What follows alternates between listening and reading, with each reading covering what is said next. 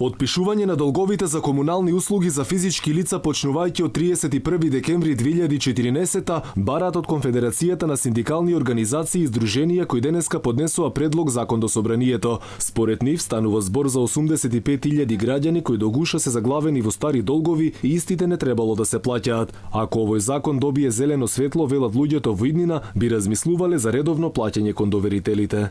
Исклучување вода, исклучување струја, исклучување топлинска енергија во огромен број на, да кажеме, западни земји каде што социјалната држава, социјалната правда функционира, нема.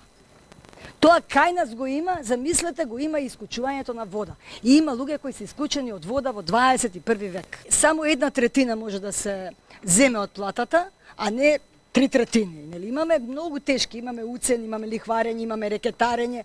Здруженијата не се согласуваат за законското решение предложено од неколку пратеници со кое се предвидува отпис на каматите за наплата на долговите за кои има правосилна судска одлука или решение за извршување. Со тој закон велат се предвидувало да се отпишат само каматите, но не и намалувањата кон нотарите и извршителите. Еве, јавно им кажуваме, дали сакаат тој закон, бидејќи веќе во собранинска процедура не е, како гледаме, најверојатно ги сватија сериозно нашите забелешки, не е поминато во второ читање, нека земат членови од овој закон, нека го имплементираат, сакаат во тој закон, сакаат во овој закон и нека конечно донесат да се исправи ова неправда, да не се повторувам што е направена врз граѓаните на Република Македонија.